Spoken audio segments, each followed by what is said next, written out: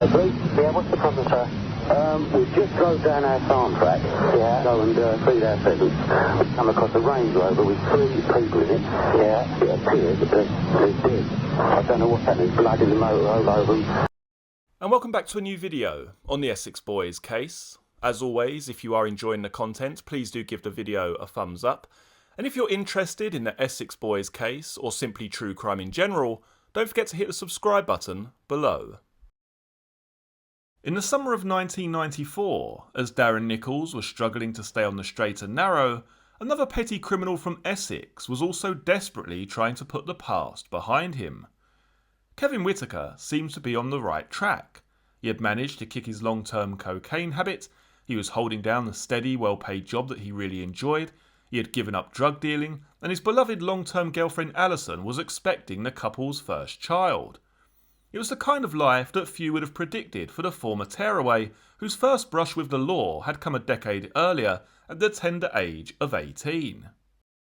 He and 2 friends, Mark Phillips and Alan Venner, drunk on a mixture of cheap lager and Pernod, had broken into the Kingswood Junior School in Basildon and started playing around with some matches. The handful of small fires they set took hold rapidly, and within minutes 2 classrooms were completely ablaze. By the time the flames had been brought under control, nearly £100,000 worth of damage had been done. Whitaker and his friends were seen running away from the school and were arrested a few days later. When the case came to court, Phillips and Venner were convicted of arson and sentenced to 18 months each. Whitaker was acquitted but sentenced to 9 months youth custody for his part in a series of burglaries that came to light as a result of the investigation. After his release, Whitaker went back to living with his parents Albert and Joan, who encouraged him to find work and try to sort his life out. He went through a succession of menial jobs, none of which lasted more than a few weeks, and ended up spending most of his time on the dole. Despite this, he never seemed particularly short of cash or company. His friends would come around all the time, and they would all have mobile phones and expensive cars, but none of them were working, says Albert. Kevin had also started smoking cannabis almost all the time. I told him I didn't want it in the house, but he just carried on regardless. Sometimes he would disappear for a few days at a time, and then there were times when we'd get phone calls in the middle of the night. They'd seem really desperate to get hold of Kevin, but they'd only ever leave their first names, no numbers. At the back of my mind, I suspected he was involved in drug dealing, but there didn't seem to be anything we could do. According to one of his old school friends, Simon Smith, Whitaker started dabbling in drug dealing soon after being released from prison. He started out selling tiny amounts strictly to his friends and slowly built up the scale of his business until he was trading whole ounces at a time to everyone and anyone and making enough money out of it and the dole to be quite comfortably off. By the early 90s, Whitaker's drug dealing operation would have been turning a tidy profit had it not been for the fact that most of his earnings were disappearing straight up his nose. The first time I saw Kevin snort cocaine was at a party in Southend in 1992, says Smith. A few months later he confided in me that he was a cocaine addict, but was confident that he'd be able to control it. But from what I could see, it was just getting worse and worse. Whitaker had many sources for his drugs, but the one he favoured most was a certain Craig Rolfe, an arrogant, stocky young man who seemed determined to make a name for himself in the Essex underworld. I met Craig about half a dozen times in all, and immediately formed the opinion that I didn't really like him, says Simon Smith. It may be that I'm a little bit quiet around people I don't know, but for some reason I just couldn't click with him. He hadn't done anything wrong, it was just my instinct telling me not to trust him. That Craig Rolfe would end up pursuing a life of crime was as inevitable as night following day. He was born on the 7th of June 1969 in the hospital unit of Holloway Prison, where his mother Lorraine was serving 18 months for making false statements. The attractive 23-year-old had been having a passionate affair with 19-year-old John Kennedy behind the back of her market trader husband, Brian Rolfe, for the best part of 2 years. Just before Christmas 1967, the pair eloped to Birmingham, but within a few weeks, Lorraine discovered she was expecting Rolfe's child and opted to return to her husband rather than stay with the jobless Kennedy. The affair continued. However, over the months that followed, Kennedy became increasingly frustrated at Lorraine's refusal to end her marriage. In the small hours of Christmas Eve 1968, he decided he had had enough. He broke into the couple's house, crept up the main bedroom, and as Brian lay asleep next to his wife, smashed his skull to pieces with 3 hefty blows from a bowling alley skittle. Lorraine awoke to the horrific scene to find Kennedy kneeling beside her. "I've done this to prove how much I love you," he said, before dragging the body from the marital bed and dumping it in a van at the side of the road. Just days after the brutal killing, Lorraine, then a mother of 3, discovered that Rolfe had got her pregnant once more. It didn't take long for the police to crack the case, and within a few days both she and Kennedy were arrested and charged with murder. The following March, Kennedy was sentenced to life. Lorraine, who broke down sobbing in court as her lover was sent down, was cleared of murder but convicted of lying to the police to throw them off Kennedy's scent. "I'd done nothing," she screamed as she was led down to the cells. With skeletons like those in his cupboard, it surprised no one that the young Craig Rolfe turned out to be a difficult child. He had precious little time for rules and regulations, and even less time for the classroom. For him, school was just a place where you got into fights and met up with your friends. Studying for exams was something that only idiots did. By the age of 16, Rolfe had become a classic juvenile delinquent, rebelling against pretty much everything that society had to offer and picking up a few minor convictions along the way. He worked briefly as a tyre fitter, then a plasterer, but the only thing he ever truly applied himself to was the study of drugs, happily sampling whatever he could lay his hands on. It was around this time that Rolfe started dating Donna Jaggers, a local girl with a handful of convictions for shoplifting and cheque fraud. Eager to impress the new lady in his life, Rolfe began selling drugs in nightclubs around Basildon in earnest. The relationship was turbulent to say the least, but no matter how much they argued and fought, somehow the pair found they couldn't live without each other. Just a few months after they began going out, Donna was horrified to discover that she was pregnant. She booked herself into an abortion clinic, but Rolfe, fanatically close to his mother and desperate for children of his own, persuaded her to see it through with the promise that he would look after them all. Rolfe was never going to be a criminal mastermind, but it didn't take long for him to realise that although selling drugs was a profitable part-time business, buying them was far too much like hard work and something of a mug's game. If you needed some gear, all you had to do was find someone to strike a deal with and rip them off.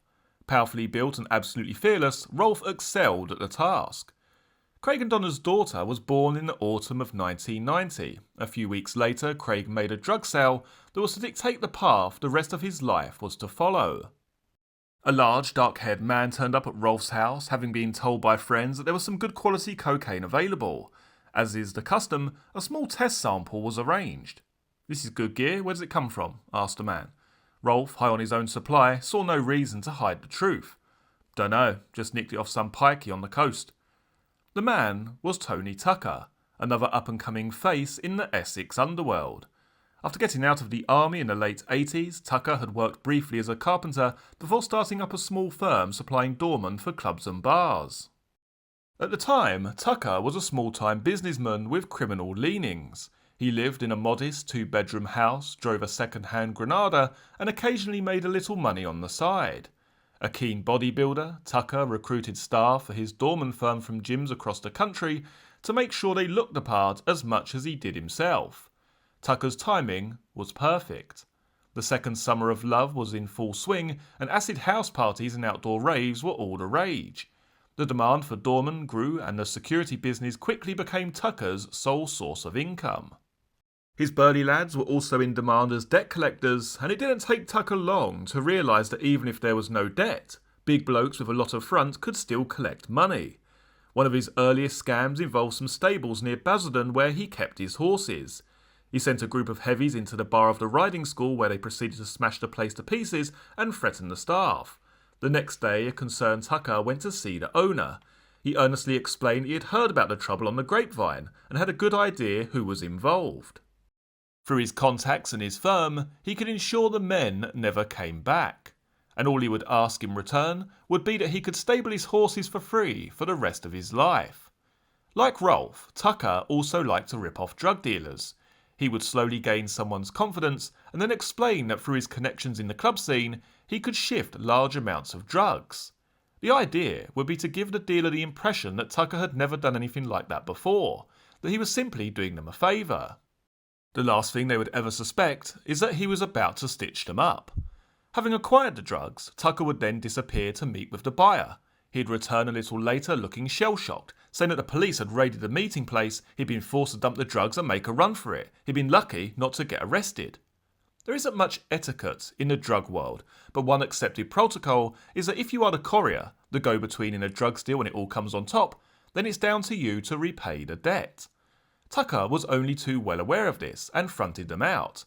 He got away with it every single time. Few people were brave enough to take on Tucker. To take on Tucker was to take on the entire firm. When Tucker met Rolfe, he immediately recognised a kindred spirit and took him under his wing. At the time of the meeting, Rolfe was 21 and Tucker was 33. For Rolfe, Tucker was the father figure he had always craved. What made it even better was the fact that Tucker was living the life that he himself was aiming for. Tucker drove either a black Porsche 928S with the number plate TT9 or his brand new Jaguar XJS. He had a large, nicely decorated house in Diamond Close, Chafford 100 and had a wardrobe to die for. He even had enough cash to buy his then wife a Porsche 924. Rolfe was particularly impressed with the fact that Tucker hung around with the celebrity set. He was the personal minder to and a close friend of the boxer Nigel Benn, having been at the ringside for many of his biggest fights. Then there were the fringe benefits. Rolfe's personal cocaine habit was becoming increasingly expensive, but hanging around with Tucker meant there was a near constant supply for free. Tucker benefited too. Rolfe was a devoted, willing and reliable general, happy to run around and do every mundane errand that was put before him. Then there was the admiration. So far as Rolfe was concerned, Tucker was the best bloke in the world, and he made sure that everyone he met knew it. If it ever came on top, Tucker knew that Rolfe would do absolutely everything he could to protect him. He would literally take a bullet for him. And in the world that Tucker was moving in, it never hurt to have someone like that around. It was a match made in heaven. Over the next couple of years, Tucker's business grew to the point that it was turning over £5,000 each week just from providing doormen. His earnings soared even higher once the younger and more streetwise Rolfe turned him onto the idea of cashing in on the rapid growth of the club drug scene. Controlling the doors of a club instantly means that you control who sells drugs inside. Tucker began to charge dealers rent of around £1,000 per week in return for granting them exclusive access to the club. Rolfe was rewarded with what he considered to be the perfect job, one that gave him credibility at the bank and allowed him to apply for a mortgage, but one that he never had to turn up at the office for. In fact, he didn't have to do anything at all. The job, a director of Tucker's security company with a salary of £30,000 per year, existed only on paper. But to Rolfe, it was worth its weight in gold. Although Rolfe had no active role in the day-to-day business, he was closely involved in helping Tucker keep other employees in check. The reputation of both men was usually enough to ensure that all of those they employed behaved themselves. On the few occasions that someone was stupid enough to step out of line, the pair ensured that the matter was dealt with ruthlessly so as to discourage others from doing the same. One such punishment beating was caught on a CCTV camera trained on the car park of an Essex pub. The grainy black and white footage shows Tucker and Rolfe hauling the man out of the exit and pushing him hard against a wall. They poke him hard in the chest as the accusations fly, slapping him in the face to encourage him to answer. The petrified victim doesn't know which way to look or what to say, but then the first punch comes. He crumples to the ground and rolls about, clutching his face in agony. The pain grows more intense as the kicks follow, thick and fast. Then Tucker backs off, breathing hard with the exertion. Rolfe leans forward and picks the man up, propping him against a wall so that Tucker can hit him some more. There are punches to the head, kicks to the groin, elbows, knees and headbutts until the man finally collapses unconscious and senseless.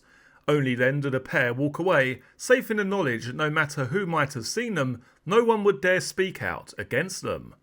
Another film shows Rolfe slapping lightly around the face someone who then collapses in a pool of blood. In fact, the man had been slashed around the face with a Stanley knife. In July 1994, the final part of the jigsaw that would transform Tucker and Rolfe into an unstoppable force fell into place. Pat Tate was released on parole. Tate, a friend of Tucker, was immediately reinstalled into the business and took charge of acquiring yet more drugs for distribution throughout the clubs and pubs under Tucker's control. Any criminal worth his salt knows that being banged up in prison is no excuse for dropping out of the game. And so it was that Pat Tate had continued to organise highly profitable drug shipments by phone while being held at cells in numerous prisons up and down the country, aided on the outside by his brother Russell. That, combined with the contacts he had made while serving time, made him a valuable member of the team. Ripping off dealers was fine for acquiring small amounts, an ounce there, a half a kilo here, but the smart money bought the stuff in bulk from reliable sources. With Tate on board, the price of the ecstasy, cocaine and speed that Tucker was able to buy dropped dramatically. Profits from trading in the club soared, and the gang even started re-exporting drugs to the holiday market in Tenerife and Ibiza. Tucker, Tate and Rolfe were on their way to dominating the club drug scene across Essex, and nothing and no one was going to stop them. Around the time that Whittaker started dealing with Craig Rolfe, he also started up a relationship with Alison Picton. The relationship lasted several months, then the pair broke up, but after a few months they decided to get back together again. Kevin told me that Alison and him were getting engaged and they'd set up home together in Brackley Crescent, Pitsea, says Smith. It took me completely by surprise, as I wasn't even aware they were back together. A few weeks after that, in late 1993, Kevin told me that Alison was pregnant and due to have a baby the following June. He told me that he had managed to stop taking cocaine altogether because he wanted to be a good father. Whittaker had also found paid work laying crazy paving with a man called Ronnie, and for the first time in his life seemed to be genuinely stable. His parents noticed that he was working hard, looking after himself and saving to prepare for the birth of his son. They were pleased that he had finally turned over a new leaf. But then, disaster struck. Around April 1994, Whittaker and Ronnie had a huge argument, and he suddenly found himself unemployed and with a baby due in only a few weeks. Desperate for cash to make ends meet, the temptation to go back to his old ways was simply too powerful to resist. Whittaker approached Rolfe, who offered him the chance to be the courier in a cannabis deal that he was putting together with the backing of Tucker and Tate. Whittaker's job was to collect the drugs from a firm in Manchester and then bring them back to London. But when the drugs arrived, there was a kilo missing. As Whittaker was the courier, the debt was down to him. He pleaded that the Manchester firm must have made a mistake with the amount. They were probably trying to rip Rolfe and the others off. But Rolfe wouldn't hear of it. The debt was down to him, and he had to be repaid. Whittaker knew only too well what Tucker and Rolfe were capable of. He suspected that he himself might be the victim of a setup, that Rolfe was just trying it on to line his own pockets. But he could never prove it, and he knew that unless he got the money to pay the gang back, his life wouldn't be worth living.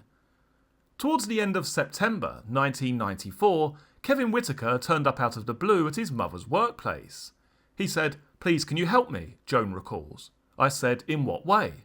He said he needed some money to get him out of trouble. I said, "What sort of trouble?" He said, "I can't tell you. I will tell you one day, but I can't at the moment." I told him he'd have to come home and talk to me and his dad about it. Albert takes up the story. He sat us down. He was as white as a sheet. You could see in his eyes that he was very, very frightened. He explained that he desperately needed £2,500. He said he owed the money for drugs. He said, "I've been a fool. I need to finish with it and get out of the drugs business, and this is the way to do it." He said that if he did not get the money, he'd kill himself, that he would jump off a multi-storey car park. He appeared nervy and in trouble. I'd never seen him in such a state. He'd never talked about committing suicide before, so we knew he was genuinely worried. It was a bad time for us. We were off on holiday to the Far East a few days later, but I decided to help Kevin in the hope that he would come to his senses and it would be the end of it. On the 30th of September 1994, Albert made out a cheque from his Woolwich Building Society account for £2,000. Kevin had instructed his parents to make out the cheque not to him, but to a Russell Tate, younger brother of Pat. At the same time they handed over the cheque, Joan gave her son £500 in cash. The following day, Albert and Joan left for their holiday. They returned 3 weeks later to discover that Kevin and Alison had split up, and their son was now living with his friend Simon Smith. Kevin ended up sleeping on my settee in my lounge, says Smith. He never confided to me the root of the problems between him and Alison, but he was clearly very upset by the whole incident. He wasn't taking much care of himself as far as personal hygiene was concerned. He never had a bath at my home and he wasn't washing at all. The fact that he wasn't taking much pride with his appearance was out of character because he was a clean, meticulous person. He was even sleeping each night fully clothed. He was obviously pretty down about things. On the morning of Wednesday the 16th of November, Whittaker was preparing to leave Simon's house. I asked him if he wanted a lift somewhere, and he said, "No, I'm meeting someone," and walked off towards Rectory Road. A little later, while driving his car, Smith passed a Vauxhall Corsa being driven by Craig Rolfe and spotted Whittaker in the passenger seat. I got back home around 4 in the afternoon and found Kevin asleep on the settee. He woke up and we spoke about what he'd been up to that day. He explained that he and Craig were involved in a drugs deal. He said that he was getting something, Craig was getting something, and it was going to be put together to give to the same person. Kevin said he was getting cannabis, but didn't say what Craig was getting. I asked him if it was a good earner, and he said he was going to make a few grand. The following morning, Smith gave Whittaker a lift to his parents' house. Having got back from holiday, they had taken charge of the situation and arranged for Alison to bring their grandson to their house each afternoon from Thursday to Monday so that their son could have access. Alison turned up a little later, and Whittaker spent the afternoon playing with his son and taking a few phone calls, including one from Simon Smith. "I planned to see Kevin and the baby that afternoon," says Smith. "We spoke on the phone late afternoon and he said he was waiting for a call from Craig and then planned to meet up with him. I asked him if everything was alright, and he said, 'Yeah, I'll talk to you when I get back.'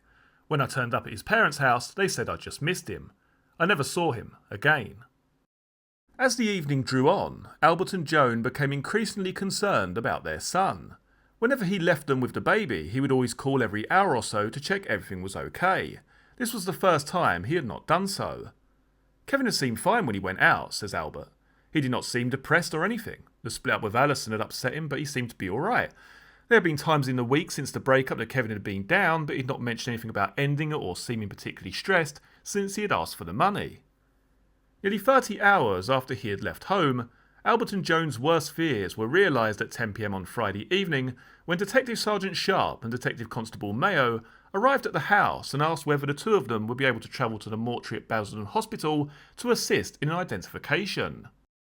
The body of Kevin Whittaker had been found face down in a ditch at the side of Dunton Road, surrounded by a few odd bags of rubbish.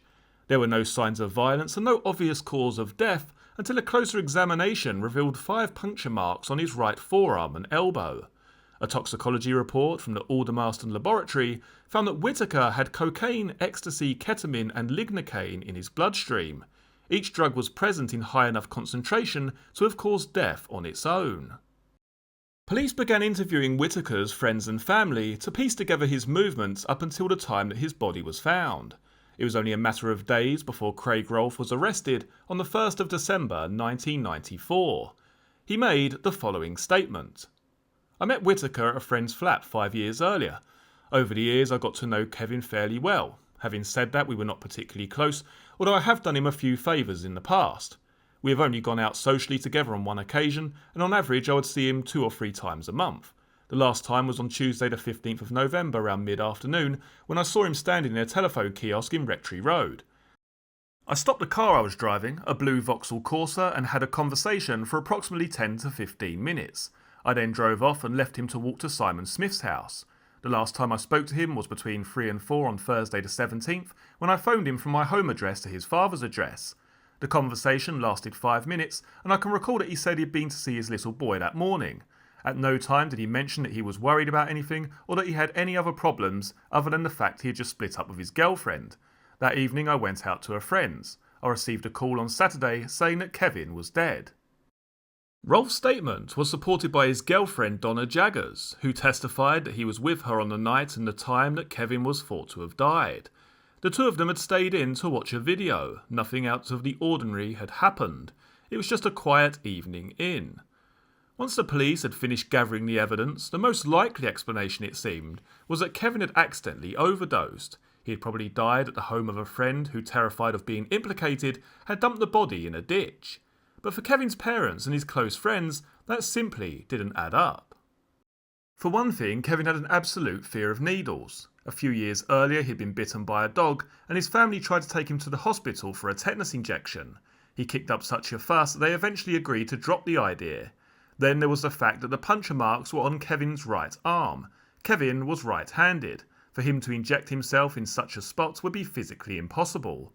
"There's no way my son died in an accident," says Albert Whittaker. "It was murder." It would take nearly 2 years for the truth to emerge. Having narrowly escaped a good hiding over the missing cannabis fiasco, Whittaker had been wary of dealing with Rolfe and Co again. But when in 1994 they offered him the chance of coming in on another deal, it was too good an opportunity to miss. A buyer had come to Rolfe asking for 25 kilos of cannabis worth around £60,000. Rolfe didn't have access to that much money straight away, but didn't want to lose the deal, so he stalled while calling round everyone he knew in order to put up their stashes together to make up the full amount. Whittaker knew where he could get his hands on a large amount of cannabis on short-term credit and at a discount for buying in bulk, and realised that this was his chance to make some proper money for once. Based on his contribution, he should have made at least £5,000. But once the deal was in place, he was told he was only going to be paid £2,000, barely enough to cover the cost of the drugs themselves and leaving him with no profit at all. It was then that Whittaker made the biggest mistake of his life. He complained. Rolfe promised to sort it out, and after discussing the situation with Tucker, called Whittaker on the Thursday to invite him over to his house on the pretext of wanting to arrange another deal to boost Whittaker's profits. At first, it all seemed plausible enough. Whittaker arrived to find Rolfe, Tucker and Rolfe's girlfriend in the front room drinking. He was offered a beer and sat down to join in the conversation. But as he drank, he began to feel a little woozy, and then he found he could no longer stand properly or see clearly. By the time he realised his drink had been spiked, it was too late. Tucker had always suspected Whittaker of stealing the missing kilo of drugs. It was he who had led the inquisition. "Like drugs, do you? Well, here you go, have some more. Have all the drugs you want." Whittaker was held down and injected time and time again with Special K, ketamine, cocaine, while being bombarded with questions about his suppliers. He finally slipped into unconsciousness and his limp body was taken through the interior door to the garage where a Vauxhall Corsa had been hired especially for the task. He was driven to Dunton where his body was dumped. The car was valeted twice before being returned to the hire company. None of this was known when the inquest into Kevin Whittaker's death was held in January 1995 at Chelmsford Coroner's Court. Detective Inspector Peter Hamilton explained that police had investigated a suggestion of murder connected with a drugs deal but had found no evidence. The file had been closed. The court also heard evidence from Craig Rolfe, who turned up with Tony Tucker. He repeated what he had said in his statement and took the case no further. The coroner, Dr. Malcolm Weir, had no option but to support the police line on the death, that the 28-year-old had all but taken his own life. Depressed after the split with his girlfriend and the loss of his job, he had started to inject hard drugs but accidentally overdosed. An open verdict was recorded. After the inquest, Rolfe and Tucker and a few friends celebrated with a night on the town. No one could deny that they were on the up and up. No one could deny that they had ascended to new heights of criminality and were joining the ranks of the elite. The two of them had literally got away with murder. You have been listening to Blogs 19, written by Tony Thompson. This book is available to purchase online at Amazon and other online book retailers. Many thanks for joining me for this video. Very shortly you'll be able to see some other videos from the channel, including the Essex Boys playlist, which has all of the videos concerning this case in one convenient folder. If you like this video, please do give it a thumbs up. If you're new to the channel, please consider subscribing. I look forward to seeing you all again in the next video. Take care. Cheers.